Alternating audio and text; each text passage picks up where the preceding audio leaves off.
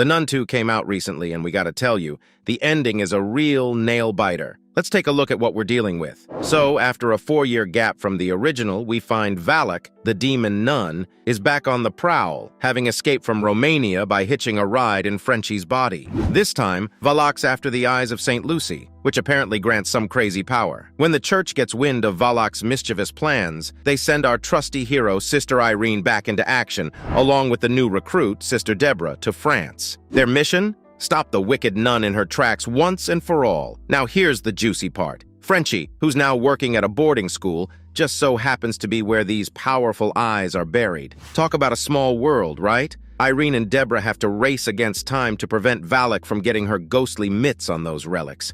Long story short, things get seriously crazy at the boarding school. Irene and Deborah find themselves in a showdown with the nun after she snags the relic. But with some clever thinking, they manage to take down the monstrous nun once and for all. As for Frenchie, it looks like he's finally free from Valak's clutches, and the movie ends with a heartfelt farewell between him and Irene. But on the other hand, this ending also teases the possibility of Valak making a comeback in the Conjuring movies. So it's safe to say the scares aren't over just yet. Defeating Valak. All right, let's dive into a fascinating subplot from The Nun 2. You see, at the start, Sister Deborah was all about skepticism when it came to her faith. She needed some concrete proof, like a good old-fashioned miracle, to truly believe. She and Sister Irene even chatted about how their faith turned wine into the blood of Christ during communion. Now, fast forward to the thrilling climax in the boarding school's creepy cellar. Deborah's seen some pretty wild stuff by now that's made her rethink her doubts about God and the devil. But the real turning point comes when Irene miraculously survives being set on fire.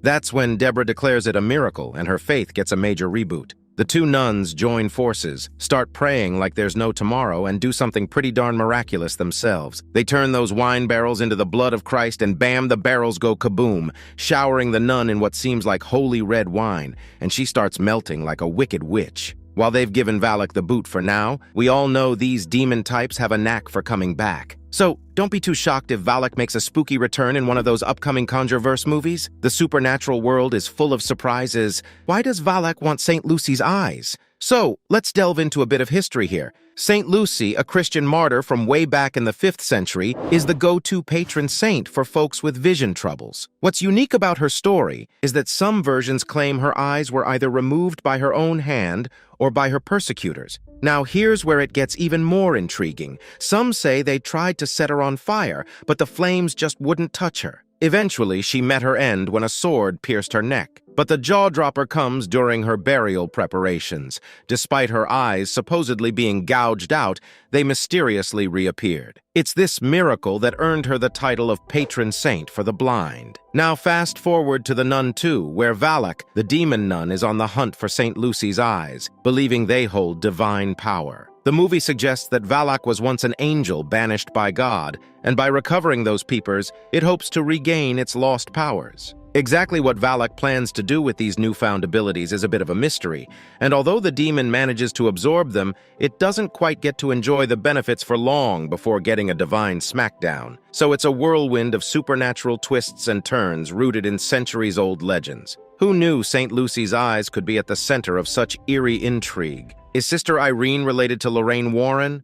All right, let's talk about the burning question that's been on everyone's mind since the first movie. I mean, the casting of Taissa Farmiga, who's Vera Farmiga's younger sister, seemed like more than just a coincidence, right? So here's the deal. The Nun 2 doesn't exactly drop a bombshell confirmation, but it does give us some pretty strong hints. Throughout the sequel, Irene keeps having these trippy visions of St. Lucy's martyrdom, and it dawns on her that she's actually descended from this holy figure. But it doesn't stop there. She starts having quick flashes of other family members, including her mom, and hold on to your hats, a super brief glimpse of Lorraine. Now, the movie doesn't go all in on this revelation, but come on, the implication is pretty clear. Irene and Lorraine are likely part of the same supernatural family tree. It's looking less likely that Irene is a younger version of Lorraine, though, because their backstories don't quite sync up. But here's the kicker. You just know that a future entry in the Conjuring universe is going to spill the beans and lay out their family connection once and for all. So, stay tuned for more ghostly family drama.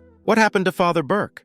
So, remember Father Burke from the original Nun? Well, he's nowhere to be found in the sequel, and it turns out he won't be making a comeback in the Conjuring universe anytime soon. The Nun 2 drops a bit of a bummer. It reveals that Burke went on to become a bishop after the first movie's events. Sounds like a step up, right? But here's what's sad. He kicked the bucket from cholera not long after that promotion. That's why the church addresses Irene as the only person who has survived a supernatural incident like this. So they basically tap her on the shoulder to deal with all the spooky stuff going down in the sequel. Tough break for Father Burke, but it sets the stage for Irene to dive back into the world of supernatural horrors. This ending sets up Nun 3.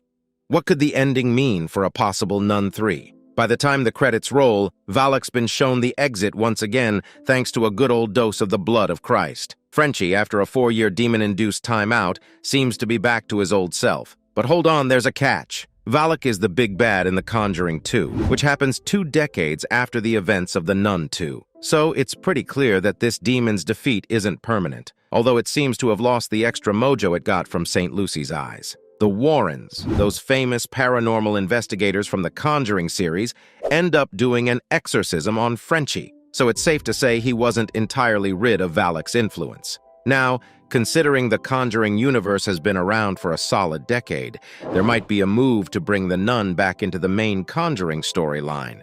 That could mean we see the Warrens in The Nun 3, or Valak might just make a comeback for The Conjuring 4. Either way, it's bound to be another supernatural roller coaster. The mid-credits scene.